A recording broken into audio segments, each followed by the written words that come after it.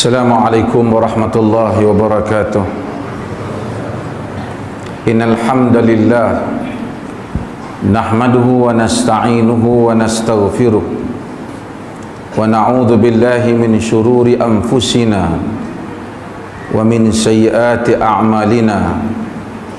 Man yahdihillahu fala mudilla lahu wa man yudlilhu fala hadiya lahu.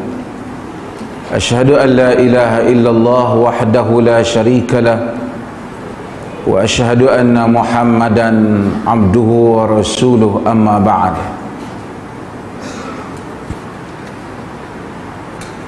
Hadirin dan hadirat yang dirahmati Allah, kita sambung hadis yang berikutnya di dalam kitab At-Taharah daripada kitab Bulughul Maram, hadis-hadis tentang ahkam ataupun hukum hakam syarak yang telah dihimpunkan oleh Al-Hafidh Ibn Hajar Al-Asqalani. Wa an Anas bin Malik radhiyallahu anhu qala jaa a'rabiyyun fabala fi ta'ifatil masjid fazajarahu an-nas فنهاهم النبي صلى الله عليه وسلم فلما قضى بوله أمر النبي صلى الله عليه وسلم بذنوب من ماء فأهريق عليه متفق عليه. Daripada Anas bin Malik radhiyallahu an katanya, Ja'a a'rabiyun, datang seorang a'rabi, fabala fi ta'ifatil masjid, kemudian dia kencing di dalam pada satu sudut, satu bahagian, satu sudut, satu tempat di masjid. Fazajarahun nas, orang ramai bangkit bantah dia, nak halang dia. Fanahahumun Nabi sallallahu alaihi wasallam, Nabi sallallahu alaihi wasallam larang mereka. Yakni dia duduk tengah kencing, orang ramai pun bangkit nak halang dia, Nabi sallallahu alaihi wasallam kata dia jangan. Nanti kita akan baca riwayat-riwayat dalam hal ini yang lebih panjang. Falamma qada baulahu, apabila selesai kencing dia, amaran nabiy sallallahu alaihi wasallam, Nabi sallallahu alaihi wasallam memerintahkan bidhanubin min ma, dengan satu bekas besar air, fa uhriqa alaihi, lalu dicurah air di atas tempat kencing badui itu. Balik kepada hadis ni. Hadis ni diriwayatkan oleh Anas bin Malik radhiyallahu an. Anas bin Malik, dia ni kunyah dia Abu Hamzah. Abu Hamzah Al-Ansari, seorang Ansar, yakni daripada orang Madinah, orang Ansar. Dia ni khadimah Rasulullah sallallahu alaihi wasallam, dia menjadi khadam Nabi sallallahu alaihi wasallam sejak dia datang ke Madinah, sehingga sejak Nabi datang ke Madinah dia khadam Nabi. Masa tu umur dia lebih kurang 10 ataupun 9, 8 tahun begitu. Ibu dia Ummu Sulaim hantar dia kepada Nabi supaya dia menjadi khadam Nabi sallallahu alaihi wasallam. So dia khidmat kepada Nabi sallallahu alaihi wasallam sehinggalah Nabi sallallahu alaihi wasallam wafat. Dan Anas ni Allah jadikan kepada dia umur panjang. Dia sahabat yang paling akhir sekali mati di Basrah pada zaman Umar bin Khattab radhiyallahu anhu. Umur dia ketika itu lebih kurang 103 tahun, dan sebahagian riwayat kata 99 tahun. Tapi 100 lah kira umur dia, 100 lebih sikit. Dia meninggal. Ramai orang dapat ilmu daripada Anas bin Malik. Nabi SAW pada hayat baginda pernah doa kepada Anas ni supaya Allahumma kthir malahu wa waladahu, ya Allah bagi banyak harta dia dan anak dia. Dan Anas ni ramai anak cicit dia, anak cucu dia, dan kaya. Jadi ada harta banyak ni tak salah lah, pasal Nabi doa. Kalau tidak salah lah, tapi kena yang halal lah, yang halal. Nabi doa ke Anas. Dalam hadis yang diriwayatkan oleh Imam Ahmad, Nabi kata ni'mal mali salih li rajul salih, sebaik-baik harta yang baik kepada lelaki yang baik, pada orang yang baik. Harta baik kena dapat kepada tangan orang yang baik. Ada harta baik, pak dia cari dulu bagus, halal, dapat ke anak cucu hak jenis tak, anak tak menjadi. Harta yang baik kepada orang yang baik, urus dengan cara yang baik. Kita hadis ni riwayat Anas yang disebut oleh Imam Ibn Hajar Al-Asqalani. Di dalam kitab ni dia ambil riwayat yang ringkas yang ada di dalam Bukhari dan Muslim. Di sana ada riwayat yang lebih panjang sikit daripada riwayat ni. Kenapa ada riwayat panjang? Sebab macam ni, kadang-kala rawi bila diriwayatkan hadis, ada rawi dia ringkaskan riwayat, dia panggil al-ikhtisar fi riwayah, dia ringkaskan riwayat. Kadang-kadang rawi dia riwayat full, penuh, riwayat penuh. Cuma kadang-kadang ringkas riwayat ni ada beberapa keadaan. Saya sebut dalam kitab saya, dalam Sabab Wurudil Hadis Dawabit wa Ma'air, ada beberapa keadaan. Kadang-kadang ringkas ni dia tak cacat, tapi dia kurang faedah-faedah yang kita nak tahu yang lain. Dan kadang-kadang ada ringkasan yang menyebabkan kurang makna dia, cacat makna dia, kita tak boleh faham, kena cari riwayat lain baru boleh faham. Ringkasan seperti itu sepatutnya tak berlaku, tapi telah berlaku di dalam periwayatan hadis. Sebab itu bila kita baca satu hadis, kita tengok lagi beberapa hadis yang sama, yang kemungkinan melalui jalan rawi, yang melalui jalan periwayat yang lain, yang mana mereka meriwayatkan dengan lebih lengkap. Maka kita akan tahu kisah sesuatu hadis, kena report tu, laporan itu, riwayat itu kadang-kadang diriwayatkan dengan cara yang ringkas. Kita kadang-kadang tak tahu sangat detail cerita, ataupun maklumat-maklumat penting hilang daripada cerita itu. Dalam riwayat Imam Ahmad dan banyaklah riwayat-riwayat Musnad Ahmad, dalam Al-Baihaqi dan seumpamanya, dia sebut hadis ini bermula dengan dakhala a'rabiyun al-masjid fa shalla raka'atain. Satu orang Arab Badui dia masuk ke dalam masjid, kemudian dia sembahyang 2 rakaat. Bila disebut Arabi, maksudnya Arab Badui, Arab yang tak duduk di bandar, yang duduk pindah randah tu.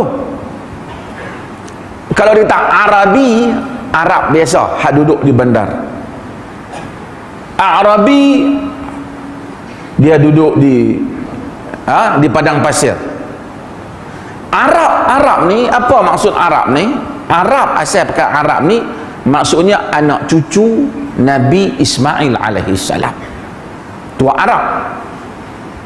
Kalau daripada silsilah tu sampai kepada Ishaq, itu Yahudi, itu daripada keturunan Bani Israel. Arab bermaksud keturunan Nabi Ismail alaihi salam. Keturunan Nabi Ismail alaihi salam ni dua, hak ni mai kemudian. Ada hak duduk kat bandar, ada yang pergi duduk bukan kampung, padang pasir. Orang duduk padang pasir ni, dia ni ada beberapa benda ciri-ciri. Quran kata al-a'rabu asyaddu kufran wa nifaqa. Orang Arab ni lebih dahsyat kufur dan nifaq, tapi bukan semua. Nabi kata man bada jafa, siapa yang duduk badui itu jadi kering kontang, perangai pun kering kontang. Orang macam-macam lah cerita pada Arab badui ni, ada hak betul, ada tak betul. Orang kata orang kata kerajaan Arab Saudi cuba nak majukan Arab ni, bagi kat Arab Badui ni, bagi kat depa rumah tu depa bubuh unta, depa duduk dalam khemah di luar rumah. Katanya punya. Tapi yang pentingnya dia zaman lah ni dia maju sikit. Dia dengar, kadang-kadang dia dengar radio, dia tahu. Kadang-kadang kalau tidak dia tak tahu. Saya dulu ada kawan masa belajar kat Jordan, dia cerita, dia jumpa orang, dia bawa lori sayur. Dia lalu padang pasir, dia jumpa, dia kata orang Arab Badui kalau jumpa syok, dia kata seronok sebab boleh makan roti dia sedap, dia kata. Dia kata daripada mana? Daripada Jordan, dia kata. Oh, jadi Jordan asal Palestin. Orang Palestin baguslah. Tak bagus apa sekarang ni Israel tawan Palestin. Ha? Bila tawan? Dia tak tahu. Jadi dia kata, so dia ketinggalan kadang-kadang. Nabi SAW sering memberikan muamalah ataupun memberikan cara berurusan dengan Arab Badawi ni dengan cara yang lebih lain sikit. Nabi luas sikit kan mereka. Nabi tak berapa peduli sangat pangai-pangai mereka pelik-pelik tu. Sebab yang tu dia duduk di padang pasir dan dia terkenal dengan jahil dan banyak benda. Di Jordan ada Arab lagi, di Saudi ada Arab, sekarang Arab hak lain dah hebat dah lah. Di Dubai semua dah buat bangunan tinggi dah, kan? Kadang-kadang saya dulu belajar Jordan susah dengan orang Arab ni. Dia naik bas, tengok tempat sebelah dia kosong, kita nak duduk, dia tak bagi. Dia tak, kawan dia nak, mana kawan dia? Lambat lagi tu kawan dia tu. Dia tak bagi, kita duduk. Oh, kacau Arab ni kita. Dia ada hidup dia, dan dia ada kalau Jordan dulu dia ada urusan sendiri yang dia. Semua perbalahan di kalangan mereka selesaikan sama-sama mereka. Kalau tak membabitkan keselamatan awam, mereka selesai. Hukuman pun mereka selesai sama mereka. Arabi dia masuk dakhal al-masjid, dia masuk ke dalam masjid. Fa shalla rak'atain, dia sembahyang 2 rakaat. Summa qala, kemudian dia doa, Allahumma rahamni wa Muhammada wa la tarham ma'na ahada. Ya Allah, rahmatkanlah aku dan Muhammad, jangan rahmat siapa-siapa, kami 2 orang saja.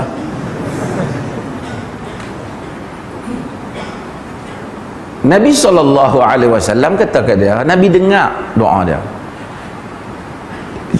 Ulama-ulama bincang masa bila Arab ni doa. Ternyata Arab ni reti, sebab dia semayang kemudian dia doa. Dia tentu dia semayang tu semayang sunat. Mungkin dia semayang tahiyatul masjid. Sebab bila siapa saja yang masuk ke dalam masjid, dia kena semayang tahiyatul masjid. Tahiyatul masjid, para ulama khilaf. Di kalangan mereka kata tahiyatul masjid itu satu semayang khusus bagi orang yang masuk dalam masjid. Di kalangan para ulama menyebut tidak ada semayang khusus bagi untuk orang masuk masjid. Yang penting siapa saja masuk masjid, sebelum duduk kena solat 2 rakaat. Solat apa pun tak apa, tapi kena solat, kerana itu adalah masjid.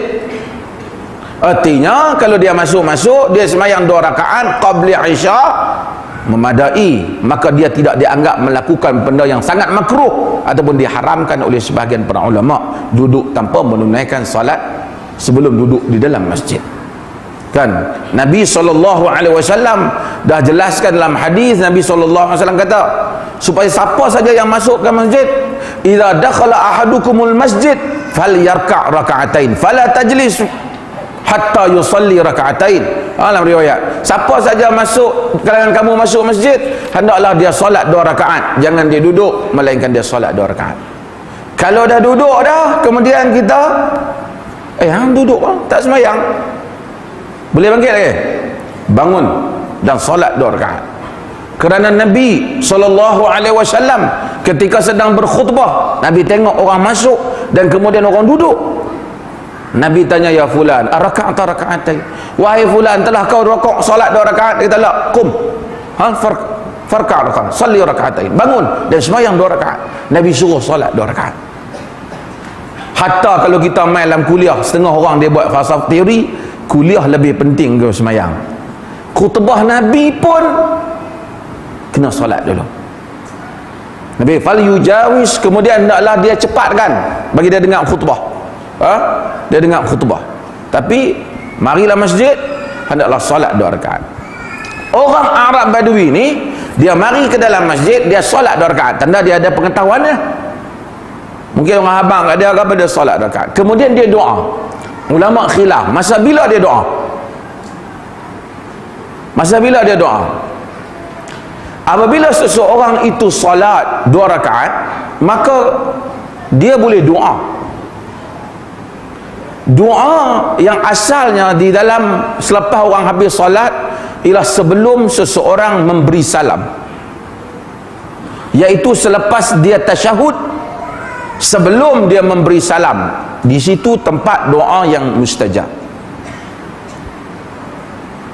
Nabi SAW sebut dalam hadis, falyatakhayyar minal mas'alati ma sya', kemudian dia pilihlah apa-apa masalah doa permintaan yang dia mau, kemudian dia bagi salam.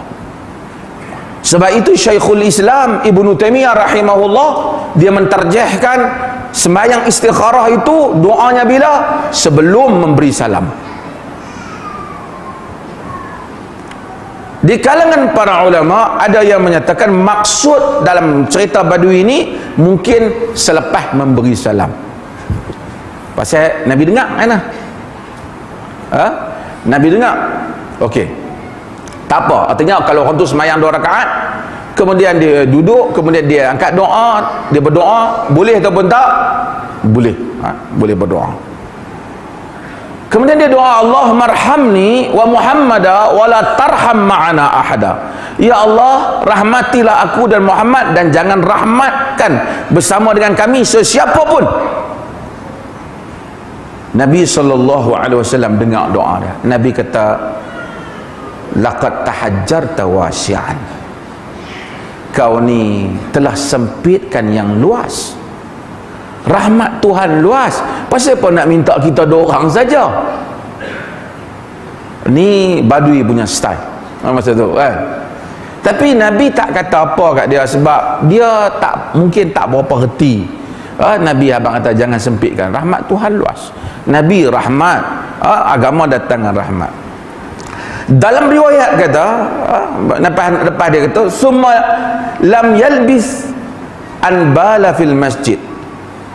Dia lepas pergi semayang dah, Nabi kata tu, dia bangkit, dia pergi kat penjuru masjid, pergi kencing. Kalut banyak. Dia sebab apa dia pergi kencing? Sebab ni Badui ni dia tak tahu, dia duduk padang pasir, dan kemudian padang pasir ni dia macam tu lah, kencing. Hatta orang Arab pada zaman Nabi pun bukan ada tandas, melainkan sebahagian riwayat ada menunjukkan Nabi kencing di dalam rumah dia yang disebut oleh Ibnu Umar. Tapi kalau mereka nak buang air besar ke apa semua, mereka pergi ke padang pasir. Dan masjid Nabi SAW, masjid Nabi SAW, lantai dia pasir. Masjid Nabi ni masa tu bukan semua ada bumbung. Sebahagian ada bumbung, sebahagian tak ada bumbung. Bumbung dia adalah pelepah tamar. Sebab itu kita tengok dalam hadis ada cerita wanita buat khemah di masjid Nabi. Pasal apa buat khemah? Pasal tak ada bumbung. Kita pun baca hadis tu mai pasang khemah dalam Masjid Alwi. Tak boleh lah, masjid kita ada bumbung. Masjid kita ada bumbung. Badui ni kalaulah pun dia duk biasa kencing kat padang pasir, hang tak boleh ada akal ke fikir ni tempat bangunan orang yang nak pergi kencing, tak tengok ke hang pun semayang tadi. Tapi inilah yang dikatakan Badui, dia pergi kencing. Fa asra'an nasu ilaihi, kemudian orang ramai pun bangkit nak pergi pukul dia. Nabi tak kata salah, pasal apa nak pukul dia, bukan dia buat salah. Nabi tak kata yang tu. Boleh tak kencing dalam masjid? Boleh tak kencing dalam masjid? Tuan-tuan pun khilaf pendapat. Boleh tak kencing dalam masjid? Tak boleh kencing dalam masjid. Cuma sebab itulah semua para sahabat bangkit nak tibai dia. Betul tak? Kalau benda tu boleh, dia berkata, ya Allah, Masya Allah, Alhamdulillah, sila. Pasal benda tak boleh lah. Sebab tu, tapi Nabi SAW bila dah tengok benda tu, Nabi kata, innakum tub'athuna muyassirina, atau innakum tub'athuna muyassirina wala mu'assirin, atau bu'ithtum innama bu'ithtum muyassirina wala tub'athuna mu'assirin. Kamu ni, Nabi kata, Allah hantar ataupun Allah jadikan hak cerdik-cerdik ni bagi mudah lah, tak usah bagi payah. Kemudian Nabi SAW kata, uhriqu alaihi dalwan minal ma', tuang di atas tempat kencing dia itu satu bekas daripada air. Kita nak syarah beberapa perkara di dalam hadis ni. Yang pertama, Badui, Nabi layan manusia ni tak sama. Ini Nabi sedang hadapi satu orang Badui. Badui punya latar ni macam tadilah, tak berapa reti bahasa sangat. Dia mari ke dalam masjid, dia kencing di dalam masjid. Kencing dalam masjid ni ada apa benda? Sebelum tu, kita sebenarnya bila kita nak main semayang, kita tak boleh tahan kencing. Nabi SAW dalam hadis sebut, la salata bihadratit ta'am wala huwa yudafi'uhu al-akhbathan. Nabi kata, jangan semayang masa makanan dihidangkan. Makanan duk hidang tu, kita pun duk tengok, sedap mah, jom apapun kita semayang dulu. Makruh sekurang-kurangnya. Bahkan sebahagian ulama lebih tak boleh larang, sebab ganggu, melainkan kawan tu tak lapang lah. Ini yang saya selalu sebut dalam bulan Ramadan. Setengah ayah, pak, tok wan yang kuat agama, kita ni kena ikut sunnah, jom kita pergi semayang dulu, makanan hidang depan mata. Makruh kalau ikut sunnah, makan dulu. Tapi bukanlah makan sampai masuk insya sampai tarawih. Makan dengan kadarnya, kemudian pergi salat. Sebab dia tak mau ganggu apa? Ganggu. Walahu wa yudafi'uhu al-akhbasan, maksudnya bukan juga masa dalam keadaan dia duk tahan nak buang air besar dengan nak buang air kecil. La salah, tak ada salat. Nabi larang. Artinya siapa hak duk gagah, Allah segan nak ambil semayang, nak terkencing, main semayang dulu, makruh. Dan sebahagian ulama kata tak sah sebenarnya. Tapi la salah tu maksud tak dapat pahala yang sempurna. Lepas tu lah, habis orang semayang tak dandan, bangkit Nabi tandas. Sepanjang semayang tu imam baca panjang sekali, Allah panjang pula dah ni, tak tahan aku ni. Makruh, jangan buat benda. Jangan buat. Badui ni habis-habis mayang pergi kencing, bagus punya dia pergi kencing tepi masjid. Dia kencing tepi masjid. Okey, ada beberapa perkara. Yang pertama, Badui ni dia kencing dalam masjid. Para ulama bincang sebelum tu lah, apa hukum? Dia tak habaq Badui ni kencing duduk ke berdiri. Biasanya Badui ni kencing duduk ke berdiri. Apa hukum kencing berdiri? Bukan orang perempuan, orang lelaki. Orang perempuan pun tuan nak tanya, tak payahlah. Orang lelaki, apa hukum kencing berdiri?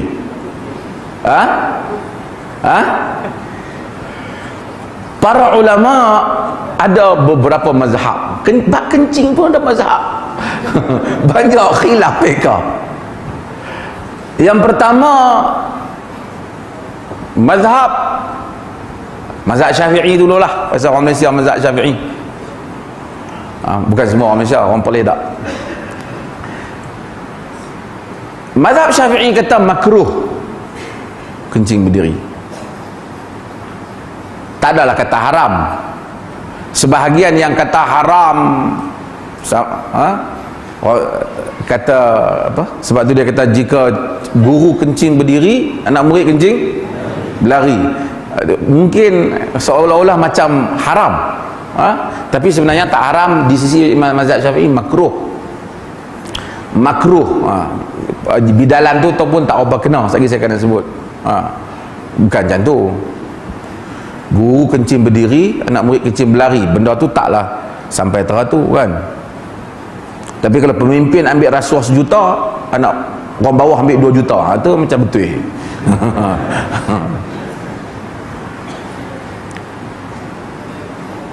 Mazhab Syafi'i dia menyatakan bahawasanya makruh, sebab Aisyah radhiyallahu anha kata, man haddatsakum anna Nabi sallallahu alaihi wasallam bala qa'iman fala tusaddiqu ma bala qa'iman munzu unzila alaihi al-Quran. Siapa yang habaq kat hampa ni, riwayat Tirmizi, kata Nabi ni kencing berdiri, jangan percaya. Dia tak pernah kencing berdiri semenjak daripada turun kepadanya Al-Quran. Semenjak wahyu turun, Nabi SAW tak pernah kencing berdiri, kata Aisyah. Kata Al-Imam Nawawi rahimahullah, semua hadis-hadis yang menegah kencing berdiri tak sahih, dhaif, kecuali hadis ni. Aisyah kata Nabi tak pernah kencing berdiri. Dengar pergi habis tu, sekali keluar sekarang Nabi habaq lah. Mazhab Hanbali kata kencing berdiri tak ada masalah, sebab kerana Huzaifah telah meriwayatkan bahawasanya dia melihat Nabi SAW bala qa'iman fi subatati bani fulan. Nabi telah kencing berdiri pada satu tempat sampah satu kaum. Nabi pergi, Nabi kencing berdiri, dan hadis ini sahih. Hadis Huzaifah Nabi kencing berdiri ada dalam Sahih Muslim. Maka kencing berdiri tidak menjadi masalah bagi mazhab Hanbali dengan 2 syarat. Yang pertama, hendaklah tidak terpercik, apa tu, mercik kan, kena balik air itu ke pakaian dia. Kalau dia kencing berdiri itu menyebabkan kena balik ke pakaian dia, dia kena duduk lah. Tapi hari ini kebanyakan orang kencing berdiri, dia kencing di mana? Tandas. Kan, kalau nak cari hak duduk tu terpercik, tandas duduk tu terpercik. Yang kedua, kata dia, hendaklah tidak menyingkap aurat. Dia kencing berdiri menyingkap aurat. Ni pun satu hal. Ni saya sebut di sinilah, orang perempuan buat macam tak dengar. Tandas lelaki ada 2 bahagian. Satu tandas ada pintu tu, satu tempat yang di dinding tu. Setengah orang ni dia tak kisah, saya tengok. Dia buka saja, dia bagi lah. Orang lintas ke, orang nampak ke, orang duk basuh tangan ke, dia tak kira. Lebih kurang dia kira benda ni tak ada siapa boleh ambil.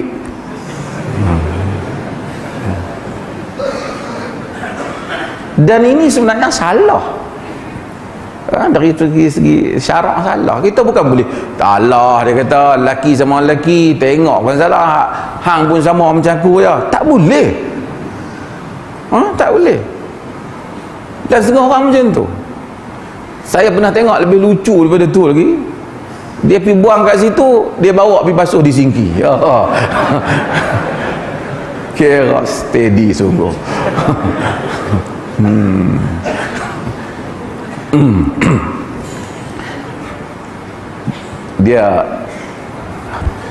Dia apa? Nabi sebutlah hadis apa? Wal haya'u minal iman, dan malu itu daripada iman. Ada malu dah. kecuali kepada mereka yang halal di sisi syarak. Itu tak apalah, isteri kita, suami kita, itu cerita lain lah. Ini kadang-kadang sebab tu mazhab Hanbali dia kata berapa? Dua syarat. Mazhab Maliki dahsyat, dia buat pembahagian yang saya rasa tak perlu pun, tapi saya sebut bilah dan mazhab dia sebut. Dia kata kalau tempat tu keras, maksud tempat yang apa, tanah tu, maksudnya batu ada, dan bersih, kena kencing duduk. Sebab takut wacik.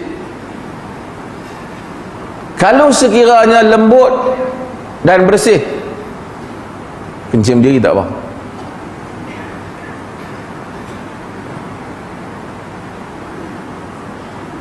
Sebab apa? Dia kira tak mericik, dia andai lah. Kalau sekiranya tempat tu keras dan lembut dan najis, kencing duduk, takut mericik. Kalau sekiranya keras dan najis tempat tu, tak boleh kencing langsung, confirm mericik. Ini andaian dia. Apa pun yang mereka bahas ni tak penting. Yang penting dakwaan kata kencing berdiri ni dilarang, haram, tidak benar. Paling tinggi pendapat dalam mazhab Syafi'i itu yang boleh makruh, itu pun tidaklah begitu kuat pada pandangan saya. Ia berdasarkan kepada keperluan. Berdasarkan kepada keperluan. Kalau tempat itu tanda dia berdiri, perlu berdiri, dia berdiri. Ini bagi lelaki lah. Bagi perempuan tak bolehlah kias dengan benda ni. Kerana tujuan dia ialah menjaga kebersihan. Kemudian dia kencing di dalam masjid. Apa hukum kencing di dalam masjid? Haram ke halal? Haram. Apa hukum kalau orang tu kencing? Pasal apa haram kencing dalam masjid? Cemarkan masjid, najis. Apa hukum kalau dia kencing dalam satu bekas, kemudian dia bawa keluar masjid? Bawa satu baldi, dia kencing dalam masjid. Kencing dalam masjid juga, tapi bawa keluar, pergi buang. Boleh ke tak? Khilaf. Penting. Kalau kita kata kencing dalam masjid, dalam apa suasana pun haram, ada kesan hukum dia. Kalau kita kata kalau kencing dalam satu bekas tak mencemarkan masjid, lepas tu bawa keluar boleh, ada juga kesan hukum dia. Kesan hukumnya apa? Kalau orang pakai plastik tu, yang sakit sekarang ni contoh, dia kadang-kadang masuk dalam masjid, dan kadang-kadang bila dia nak terbuang air air kecil, dia tak boleh kontrol, dia akan buang masuk di dalam bekas tu. Apa nama doktor? Nama bekas tu? Pundi apa? CBD. Dia masukkan dalam tu. Kalau pendapat yang mengharamkan kencing dalam masjid, dalam apa keadaan, orang ni tak boleh masuk. Faham tak? Termasuk dalam hal ini ialah orang yang mustahadah, wanita yang ada istihadah, yang darah tak boleh nak berhenti. Dia letakkan apa pun, darah tu duduk keluar juga. Kalau dia masuk dalam masjid, darah tu duduk keluar. Sebab fuqaha sebahagiannya kiaskan dengan macam kencing dalam masjid, kena tempat ni bersih, tak boleh tempat jadikan keluaran benda-benda yang tak elok. Tapi jika kita kata yang haram itu jika mencemarkan masjid, maka orang tadi boleh. Maksudnya walaupun dia terkencing dalam masjid, tapi dia tak mencemarkan masjid. Termasuk dalam hal ini ialah orang yang tahu dia masuk masjid, dia mungkin terkencing. Contohnya orang yang ada sulusul baul ataupun disebut tak lawas. Orang yang tak lawas, dia tutup kemaluan dia, tempat air kencing dia dengan satu kain ataupun bekas. Setelah dia berwudu ataupun kemudian dia boleh solat, dia masuk masjid. Tapi of course semasa dia duduk solat itu, ataupun dia duduk keluar lagi, dia tahu duduk keluar, Kalau kita kata orang kencing dalam masjid tak boleh, orang ni tak boleh masuk. Kalau tanya kita dalam hal ni, kita kata kalau tidak zahir mencemarkan masjid, maka boleh. Tapi hendaklah dia menjaga supaya tidak mencemarkan masjid di atas kaul yang tadi. Nabi SAW, Nabi SAW tengok orang Badui ni kencing. Pasal apa Nabi tak bagi pi kacau dia? Sebab berapa andaian, berapa sebab. Yang pertama ialah kalau kacau dia, sebahagian mengandaikan yang pertama ialah dia akan berselerak lah. Jadi daripada satu tempat, sehari dia lari, habislah berderet-deret tempat tu. Maka daripada mungkar itu kecil, dia menjadi lebih besar. Sebahagian menyebut kerana dia mungkin memberikan mudarat kepada diri dia tu sendiri. Kerana duduk tengah kencing, orang stop, sebenarnya boleh memberi penyakit. Tapi yang zahirnya yang pertama tadilah. Ini ada satu bab di mana disebut yudfa'ud darar al-a'zam birtikabi ad-darar al-akhaf. Kadang-kadang kita terpaksa bila bertemu dua mudarat, kita tolak mudarat yang besar kerana dengan kita ambil mudarat yang lebih kecil. Dua-dua tak betul. Kencing dalam masjid pun tak, kencing Badui itu pun tak betul. Tapi kenapa Nabi tak ni? Kerana Nabi tak mau berlaku yang lebih besar. Berlaku yang lebih besar. Pernah kita baca dalam suratul Kahf, ada cerita apa? Nabi Khidir, dia dengan Nabi Musa alaihi salam. Dia naik kapal. Bila dia naik kapal, orang bagi dia tumbang kapal, apa dia buat? Dia buat apa?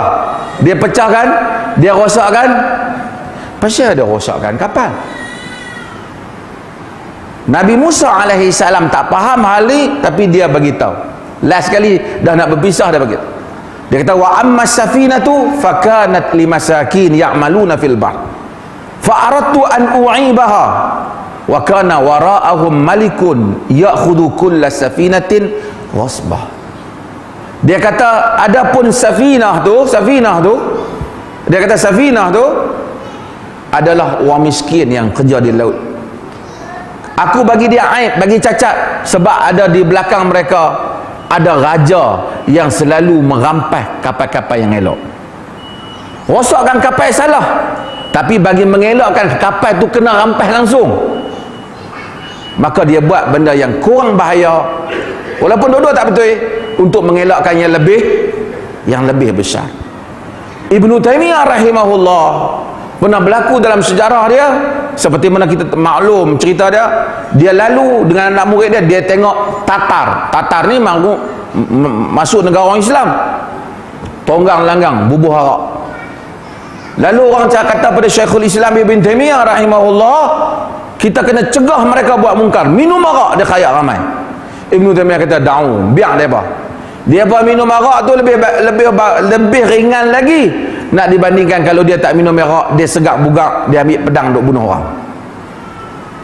Maka kadang-kadang manusia terpaksa mengambil mudarat yang lebih ringan untuk menghadapi mudarat yang lebih besar, menghadapi mudarat yang lebih besar. Azan dulu, kita sambung sekali.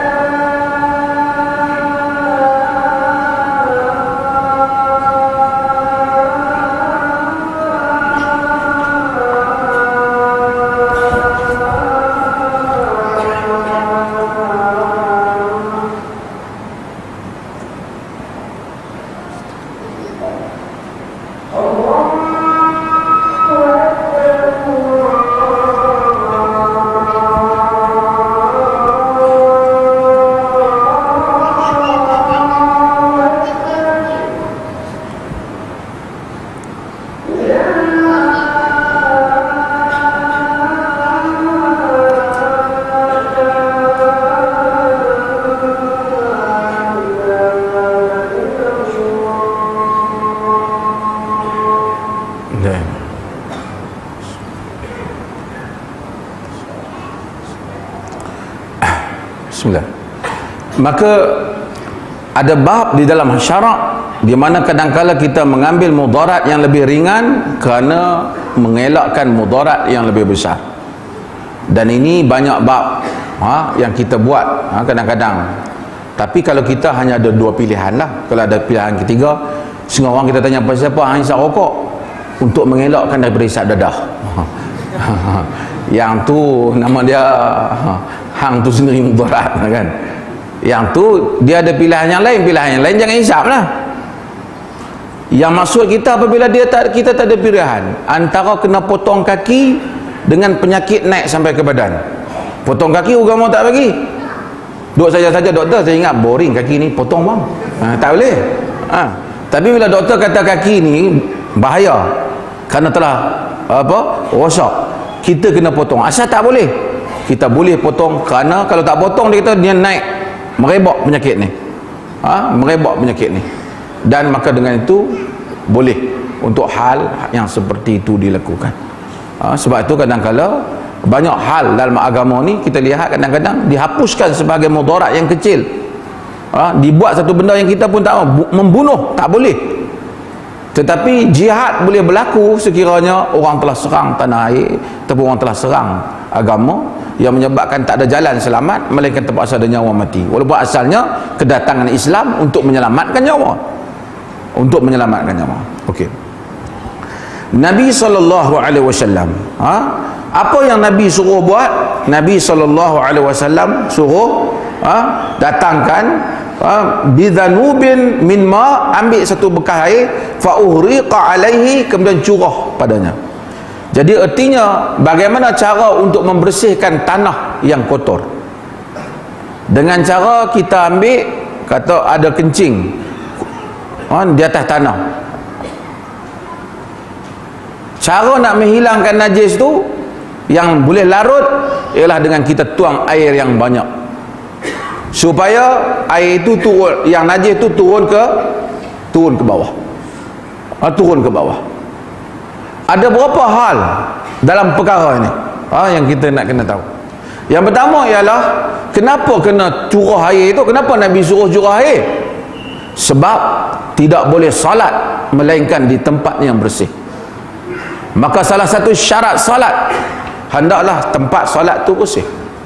Di dalam hadis Nabi SAW, Nabi tengah salat, tiba-tiba Nabi buang ni'am. Nabi buang kasut dia.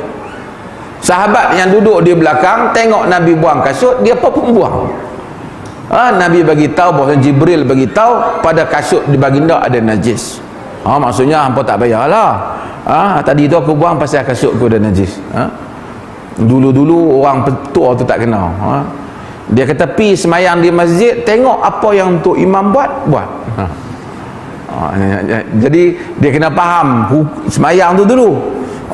Kalau kadang orang pi tipu, dia semayang langsung yang banyak, orang belakang dia baru belajar semayang, tengah dia sujud, cubit dia teringat Tok Guru kata, apa yang orang buat kita buat. Dia cubit kawan depan. Kawan depan pun kuih kepala dia dengan kaki. Dia teringat apa yang orang buat kita buat, dia kuih kawan belakang. Ini tak betul lah. Sebab tu kita buat, kita kena faham apa yang ni buat.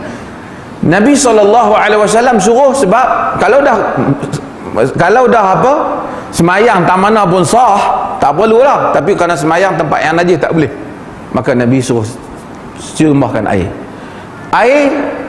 Najis akan turun ke bawah, atas akan ada air.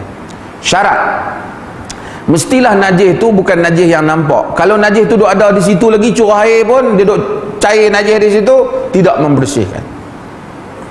Seperti air kencing, kucing ke apa, kencing kita curah, maka itu boleh.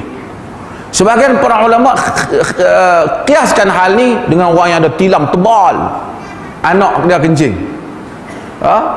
Kalau dia curah air sehingga dah tak bau dah atas tu, dia turun ke bawah, maka dibolehkan. Ataupun sebahagian, ini ada satu bab bagaimana membersihkan bumi ataupun tanah. Jumhur para ulama kata dia bersihkan dengan air. Dalam mazhab Hanafi dia kata kalau kita tak curah air, kemudian dia kering sendiri, kerana dia dibersihkan oleh matahari dan udara. Di sisi mazhab Hanafi boleh. Jumhur kata tak boleh. Jumhur kata kalau boleh tentulah Nabi tak suruh curah air. Mazhab Hanafi jawab, dia kata Nabi suruh curah air tu sebab dia nak pergi cepat, pasal orang nak semayang, pasal kawasan masjid. Dijawab tu ada. Jadi khilaf dalam hal ini. Sebagian para fuqaha kata kalau dah orang kencing atas satu tempat, orang kencing, kemudian kita mari tempat tu dah tak ada, dah tak bau dah, dengan angin, dengan apa, matahari hilang, maka dikira tempat itu bersih. Tempat itu bersih. Dan ini timbul lagi satu bab, nanti kita akan bahas tentang bab dia panggil istihalah. Istihalah di mana apabila benda yang kotor atau najis telah berubah disebabkan faktor-faktor tertentu. Contohnya Nabi SAW, masjid Nabi masa nak buat tu, Nabi suruh buang kubur musyrikin, buang tulang-tulang dia, pindah, buang.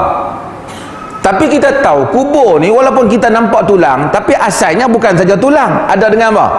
Daging kan, perut dia, darah dia. Tapi Nabi tak suruh buang tanah, kerana apabila benda tu dah bertukar, dah jadi tanah, maka tanah dikira bersih selagi mana tidak ada apa-apa yang menunjukkan bau bangkai ke ataupun dia macam tanah, maka hukumnya adalah tanah. Sama halnya Al-Imam Ibn Qayyim sebut, dia kata kalau sekiranya benda yang bersih boleh menjadi kotor. Contoh, kita makan kurma bersih, kemudian kita buang air, kita minum air zam-zam, air yang bersih, kita buang air kencing kita bersih kata. Dia kata Allah, air kencing aku bersih, aku minum air zam-zam tadi, boleh macam tu?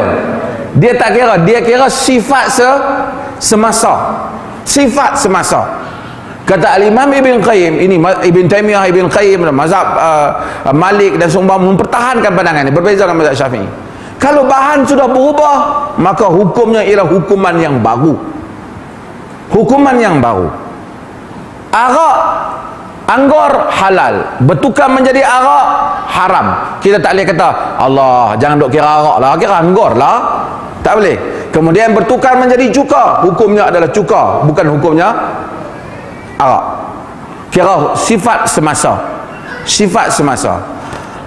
Dan ada lagi yang kita belajar, katakanlah najis duduk dalam satu bekas kecil, bau najis.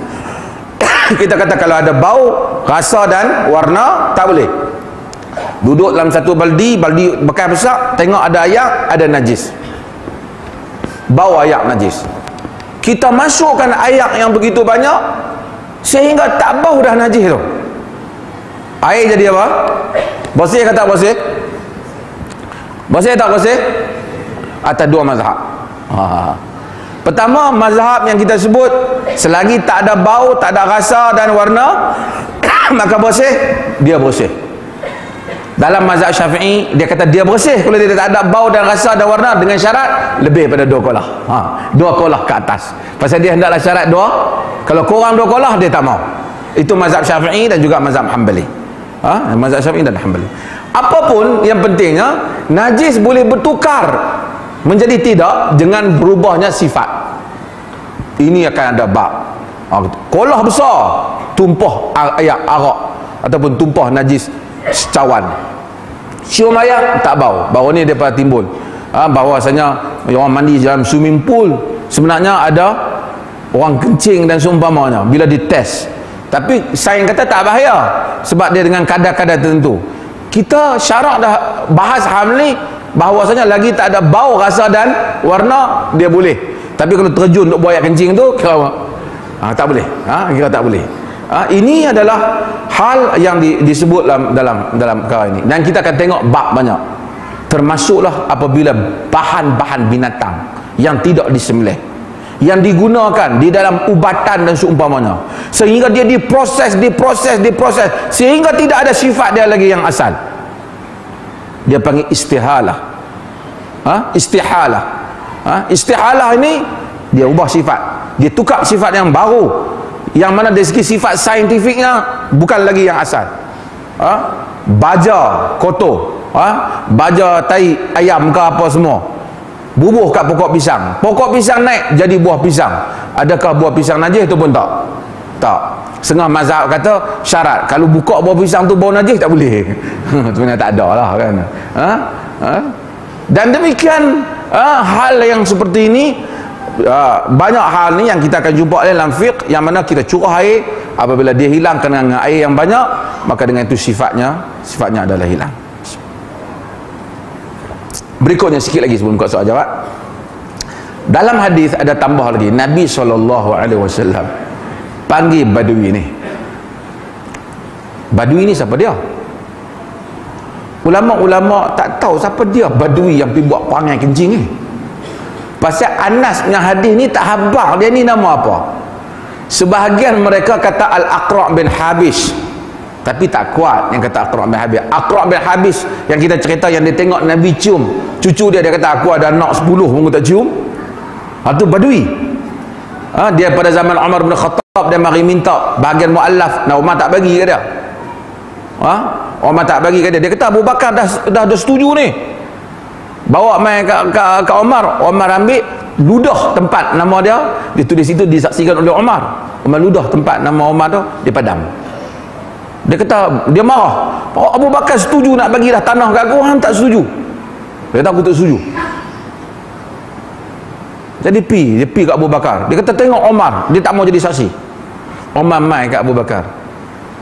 Dia tanya Abu Bakar, ni tanah tu hang punya ke orang Islamnya?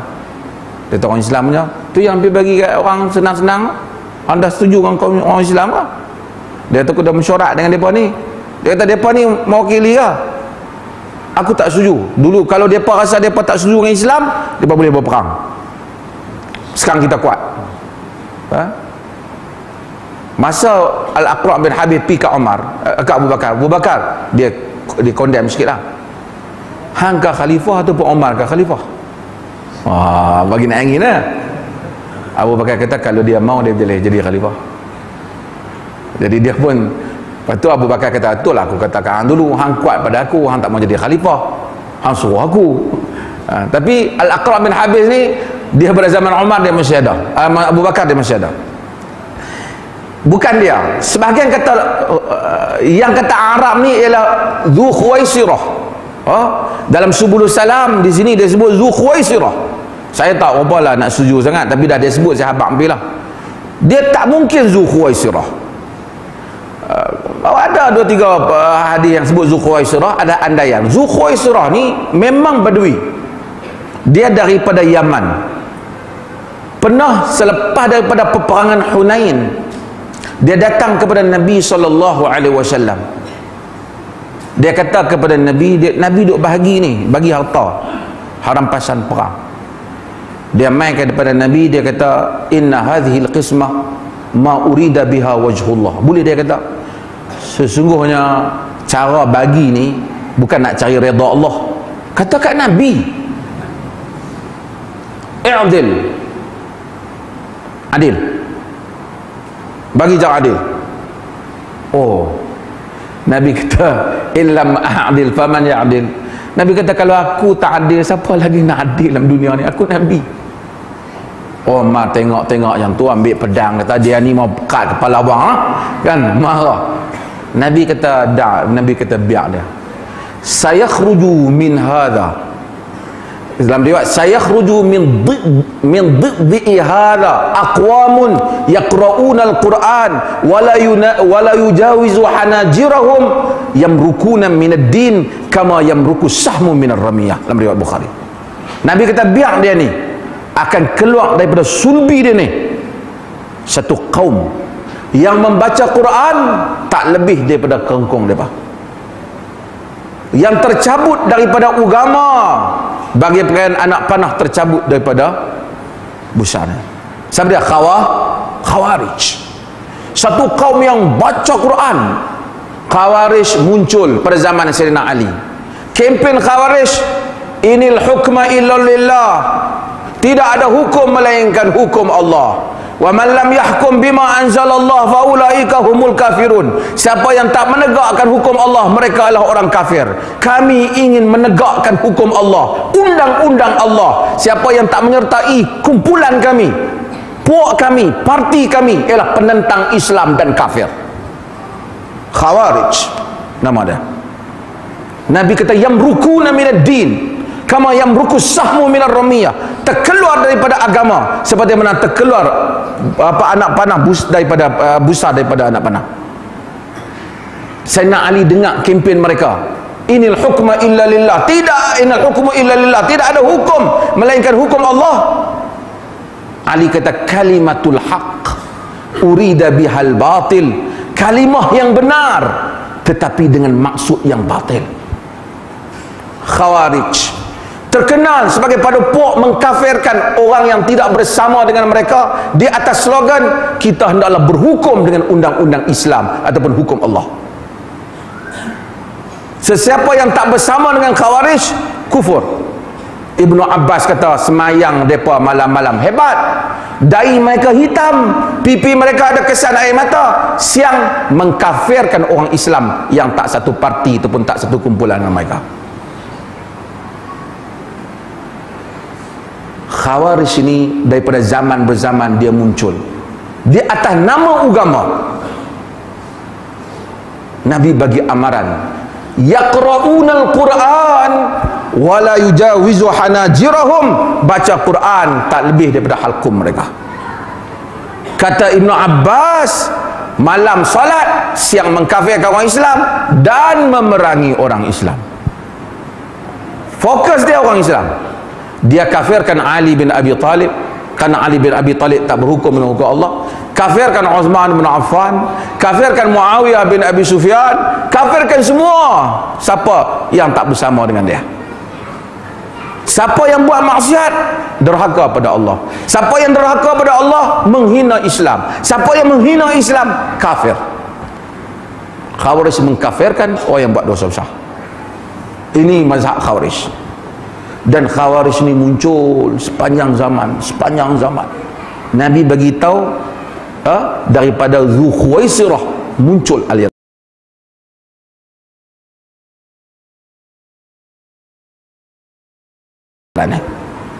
Zulkhuwaisirah.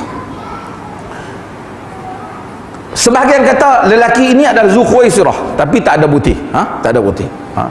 Saya sebut kerana dalam Subul Salam dia sebut, Nabi panggil badui ni. Lepas dia kencing, Nabi panggil dia.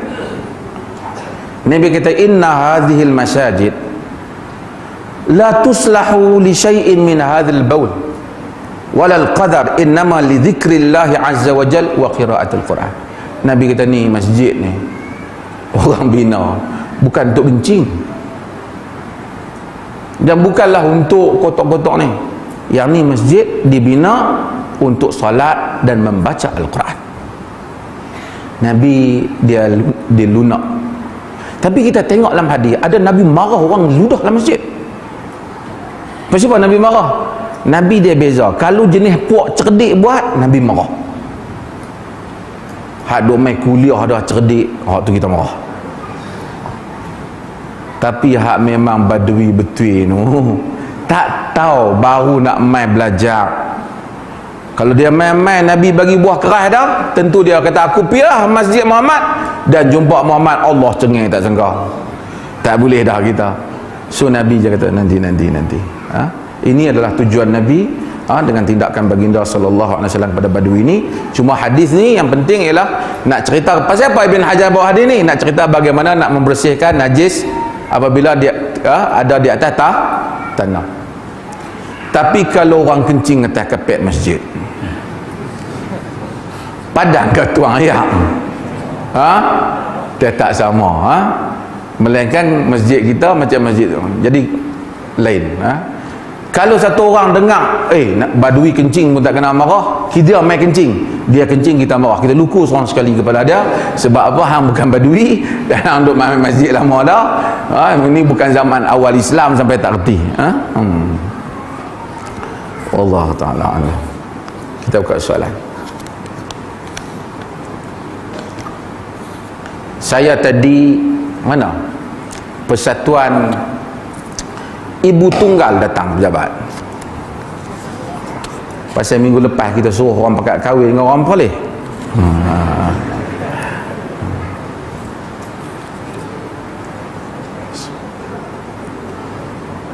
Saya kata mudahkan.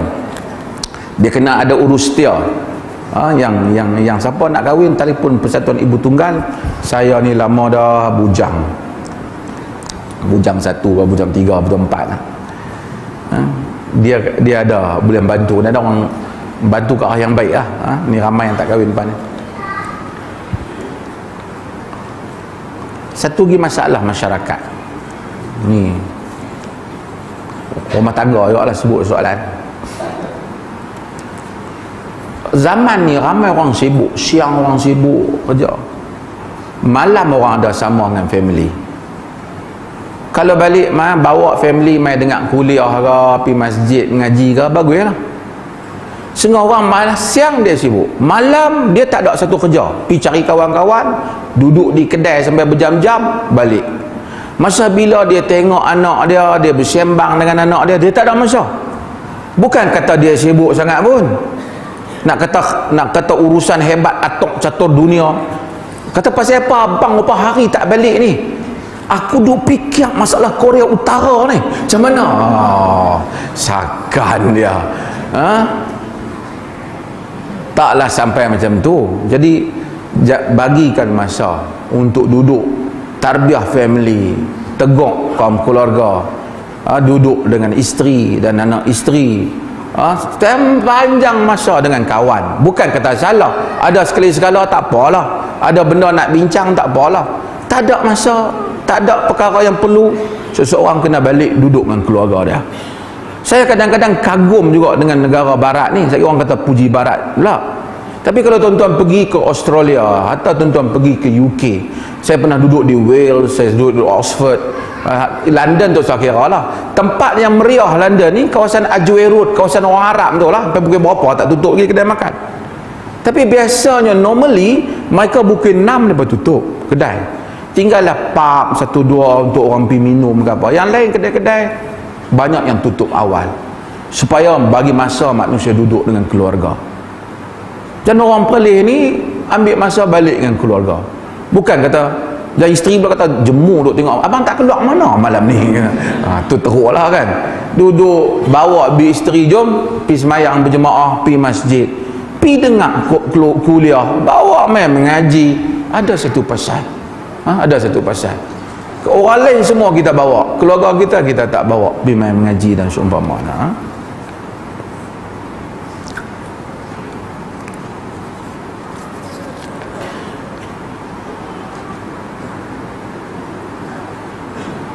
Apa yang dimaksudkan umum dengan percikkan air kencing? Maksudnya apabila dia kencing, kena balik kepada, terpercik kepada pakaian dia. Jadi seseorang hendaklah tengok, kalau dia berdiri tu lebih percikkan tu lebih kuat, dia duduk. Kalau dia duduk tu percikkan lebih kuat, dia berdiri.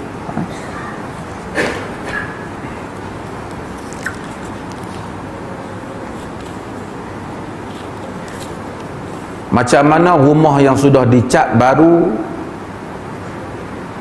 berus cat dibuat daripada bulu babi, adakah dinding itu najis? Mazhab Syafi'i dia kata bulu babi itu najis. Demikian banyak mazhab juga dalam Hambali dan seumpamanya. Sebagian kaul para ulama dia menyatakan semua benda tak boleh dikira najis melainkan kena ada dalil. Kena ada dalil. Daging babi haram memang clear, tak ada masalah. Tapi untuk kata bulu dia tu najis, nak kena ada dalil. Macam saya sebut, kalau sekiranya binatang yang haram dimakan, tidak semestinya bulu dia najis. Contoh, harimau haram kita makan, tapi boleh tak guna kulit harimau? Boleh guna kulit harimau. Jadi binatang banyak yang mungkin tak boleh dimakan. Beruang majoritinya tak boleh makan. Bulu beruang boleh guna tak? Boleh buat baju? Boleh. Mereka anggap yang sama. Pada mazhab ini mereka kata tak najis lah. Okey, so boleh guna. So ambillah mazhab Syafi'i yang kata dia kata najis. Namun begitu, kita tak makanlah dinding tu, kan? Kalau petang-petang boring duk bijilat dinding itu satu hal yang lain. Tapi dinding tu pula dia kering. Bila dia kering, lebih jaf, dia kering dan kemudian dengan tadi kering, angin, dengan panas, dengan apa, dan telah menghilangkan kesan semua ni, telah menghilangkan kesan semua ni. Itu di atas, kalau di atas mazhab Syafi'i lah. Di atas mazhab lain memang daripada awal habis. Pandangan tentang kopi luar Indonesia apa ni? Kopi hak biji hak musang. Oh, ni kacau.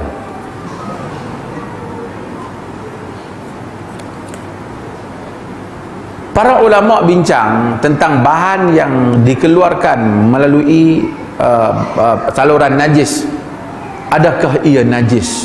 Memang najis lah, secara umumnya dia najis. Tapi kalau dia keluar dengan tidak mengubah sifat, contoh bagi hal ekstrim sikit, satu orang telan ketui mas betul ni, duduk main-main cincin, tertelan cincin emas. Pagi besok dia pergi beli air, keluar cincin emas tu. Dia kata tak boleh dah, benda ni kira najis. Sebab apa? Dia keluar melalui saluran najis. Setuju? Tuan-tuan mata duitan betul.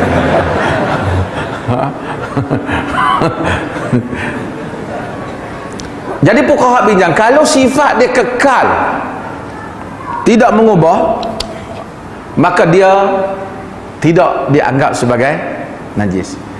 Kata mereka, musang hak makan tu, dia buang benda tu, biji kopi tu, kalau ditanam dia tetap tumbuh. Macam orang kata gajah makan durian, dia keluar balik sebiji. Jadi dia kata kopi tu pada hatta fatwa kebangsaan, tak ada fatwa kebangsaan ya, Jakir punya mesyuarat muzakarah pun setuju, kata dia tak nyadi atas dasar itu. WE 9767Y blok ada kenderaan, blok kenderaan, dia nak balik awal tak main Aisyah ni. Betulkah Aisyah digelar Humairah? Ibnu Qayyim kata hadis Humairah tak betul, tapi sebenarnya ada juga riwayat yang kata ya Humairah. Dua riwayat yang menunjukkan sahih juga panggilan Humairah, iaitu yang merah pada Aisyah.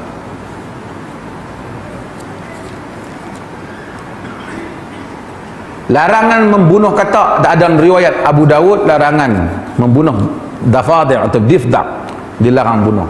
Sebahagian para ulama khilaf. Larang bunuh tu pasal apa? Menunjukkan tak boleh makan ke? Menunjukkan boleh kerana memang kalau boleh makan tak boleh bunuh. Kalau tak boleh makan, kalau boleh bunuh, artinya boleh makan lah. Kalau Nabi larang bunuh, artinya dia kata tak boleh makan. Andaian mereka. Kalau bunuh kena nak makan, kena bunuh. Tapi itu andaian. Nanti kita akan sampai mazhab Syafi'i semua mereka, dan mazhab Malik paling luas dalam hal ini. Dia benarkan khilaf tentang katak ni. Nanti kita akan sampai bab dia, kita akan bincang tentang makanan saja. Tapi tuan-tuan buat sementara ni, tak usah makan katak dulu, makan ikan dulu.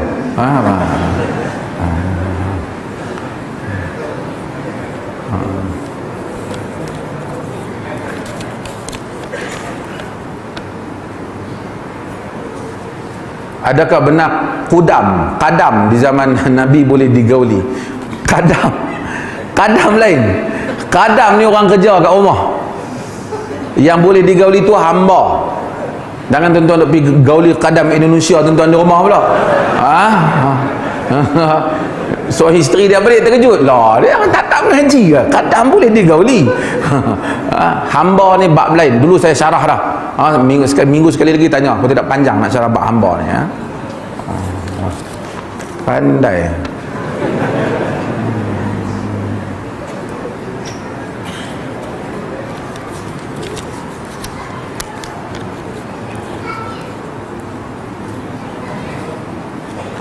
Apakah boleh solat sunat ketika azan tanpa menunggu selesai? Boleh solat sunat ketika azan. Masuk-masuk itu boleh tu. Tetapi kita terlepas fadilat untuk menjawab azan. Tapi kalau kita tunggu, kita dapat doa lah. Lepas jawab azan dan juga dapat solat. Sebab tu orang tunggu.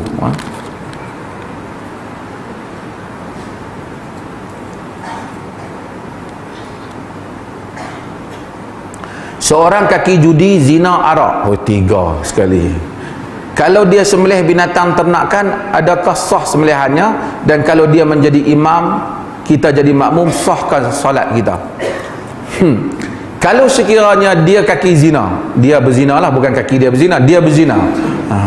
Kalau dia satu orang penzina, minum arak, kalau dia tidak menghalalkan benda ni, kalau orang kata dia tak haram, aku buat dosa besar, aku jahat, artinya dia tak kata sebenarnya okey benda ni kalau kita buat dengan cara elok, tak boleh, ni kufur.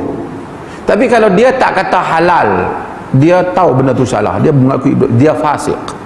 Orang fasik sembelihan dia sah, boleh dimakan, boleh dimakan, dia sembelih.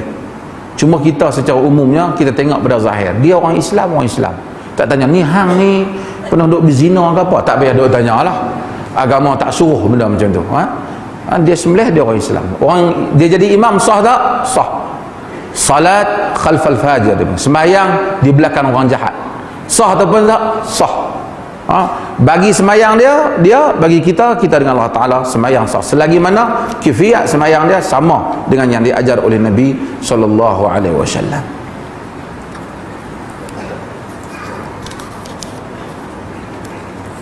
Tentang doa, velat doa ni dah lama, bila doa ni dah terlepas dah. Cuma saya nak cerita apa maksud ni. Maksudnya bagi duit kat orang tolong doa untuk kita. Kita setuju tak benda ni? Tak setuju. Tapi benda ni hak kawan ni buat ni memang salah, iaitu dia jadikan doa tu dengan dia ambil duit kat orang. Kita boleh ambil duit upah bagi benda yang pasti. Orang mengajak, boleh tak ambil upah? Dia boleh, sebab mengajak tu pasti dah, orang dengar, ilmu ada. Upah kita ambil, upah tebang pokok, boleh, benda pasti, pokok kena tebang. Upah pahala, macam mana hang nak pasti pahala sampai? Kita order barang, barang tu dia sampai, kita bayar. Kalau barang tak sampai, kita boleh kena wajib balik bagi duit balik tak? Wajib bagi balik. Macam mana nak tahu pahala sampai ke tak?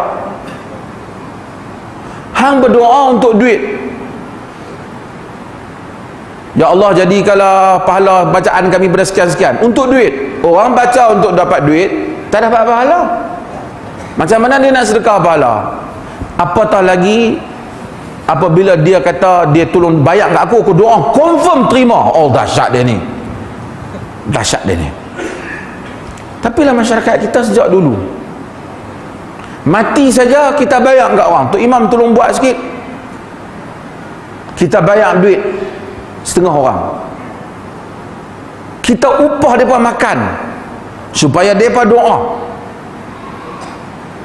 Ini semua adik-beradik lah dengan hak dok buat ni. Adik-beradik dengan hak dok buat.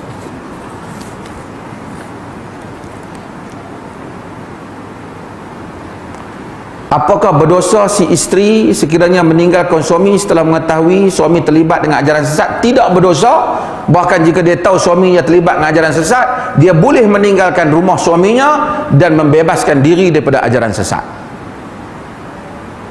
Membebaskan diri daripada ajaran sesat. Dia tak ada pasal dia duduk tidur dengan geng ayah pin ke apa. Itu bukan sesat, sebahagiannya kufur, mengaku Tuhan dan seumpamanya.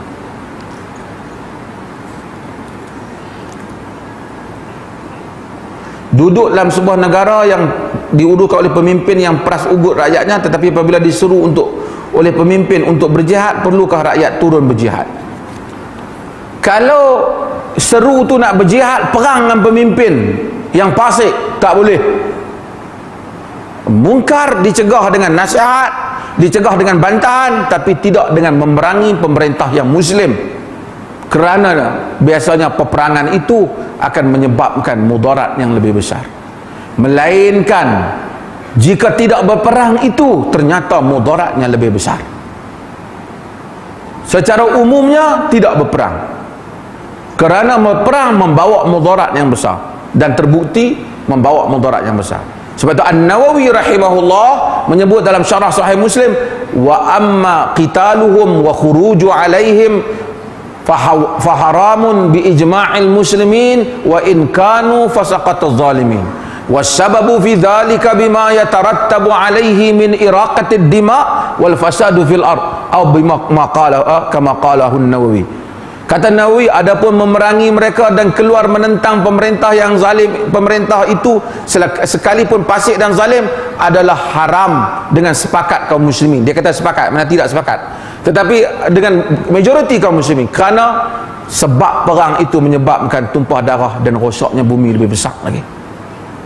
Tapi kalau pemimpin hak fasik itu, pemimpin ni jahat, tapi dia ajak kita pergi berperang untuk mempertahankan tanah air, perang tu betul, wajib tak kita ikut dia? Para ulama termasuk dalam syarah Sunan Abi Dawud, Al-Khattabi dan seumpamanya menyatakan bahawasanya jika pemimpin menyeru kepada jihad dan jihad itu benar demi kepentingan negara, bukan kepentingan dia, maka rakyat wajib bersama dengan dia sekalipun pemimpin itu fasik. Sekalipun pemimpin itu fasik.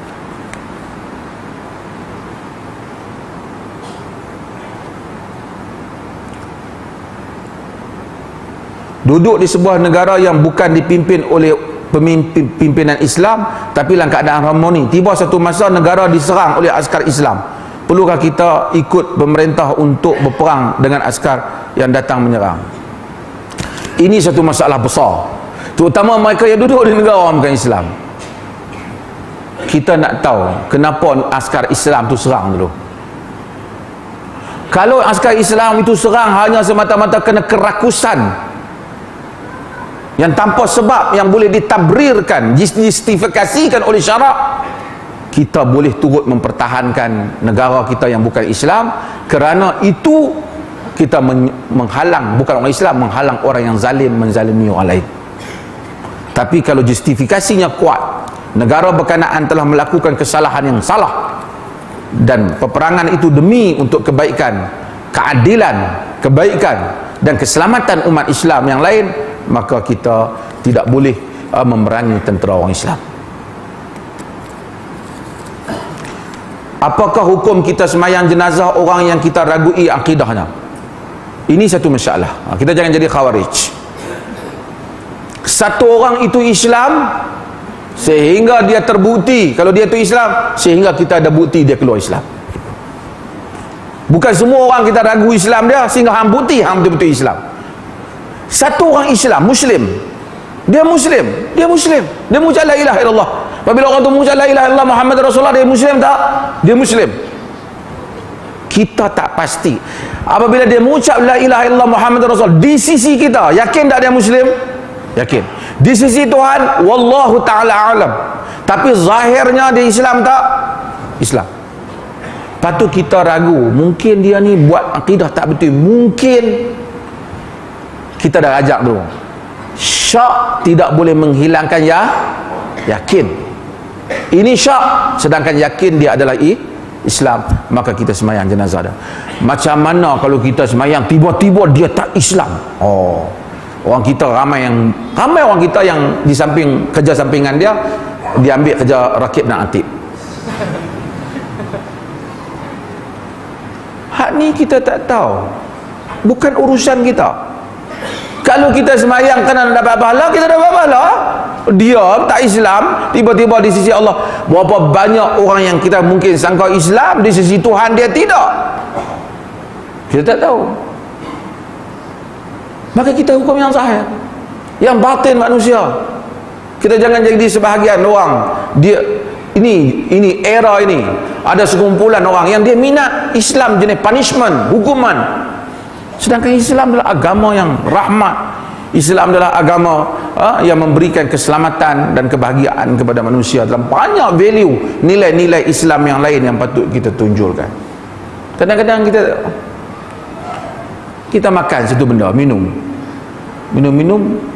orang kata benda tu haram. Allah, patut aku duduk semayang semua, tak jadi. Dia kata, dia andai Tuhan tidak akan menghukum silap dan lupa. Rabbana la tu'akhidna in nasina au akhtana. Tuhan ajak kita, wahai Tuhan kami, jangan ambil tindakan pada kami jika kami lupa ataupun kami silap. Bapak dia, itu saya kata, bapak dia kerja terlibat dengan rasuah. Bapak dia kerja apa ke, dia ambil harta haram. Anak tak tahu, bini tak tahu. Dia balik, dia bagi duit kat anak isteri dia beli makan. Kerana anak isteri ambil atas dasar nafkah. Mai penceramah motivasi kata, sebab itu anak-anak tu benar. Ini masalah ni. Penceramah ni bukan alhamdulillah. Kalau hang kata sebab tu pak dia benar, okey lah, pak dia yang buat salah. Pak buat salah, anak yang benar. Ini Tuhan tidak akan menghukum orang yang tidak terlibat. Isteri yang tak terlibat, isteri ambil duit itu atas dasar nafkah. Yang rasuah dia, duit yang isteri dapat nafkah. Ini agama yang kita kena faham pada orang. Akhirnya kita gambarkan pada orang awam ni, Tuhan ini satu watak yang ganas, yang nak menghukum orang yang tersilap, tersalah, orang yang tak tahu apa-apa pun kena. Budak-budak kecil habis jadi benar. Siapa dia? Kalau macam tu senang lah. Orang panggil kita orang baik, orang panggil kita pergi minum ayak rumah dia, dibubuh benda haram, kita pun minum. Dia kata hari ni hang tak boleh jadi baik lah, semua ilmu hang habis. Siapa? Aku bubuh benda haram layak tadi. Kata bukan ilmuku yang habis, ilmu hang yang habis. Kalau macam tu orang boleh senang buat nanya orang. Tuhan pergi hukum orang yang tak terlibat. Awal lagi Quran kata, Rabbana la tu'akhidna in nasina au akhtana. Quran, Tuhan ajak kita suruh doa kat dia, suruh kita minta maaf, minta jangan hukum kalau kita ini silap ataupun lupa. Wallahu ta'ala Allahumma. Sebelum tu, mana saya punya jabatan saya, mana nak? Saya nak buat launching ni hashtag perkampungan sunnah Patut mereka bawa main sini. Oh, ada dia? Mana? Okey. Okey tuan-tuan. Ni. Saya nak launching benda ni supaya lepas pada ni, lepas tuan-tuan tengok benda ni, ini bukan bid'ah. Ini apa ni? Lepas tuan-tuan tengok benda ni, tuan-tuan semua yang ada ni kena tolong untuk kita kempen hashtag perkampungan sunnah ni.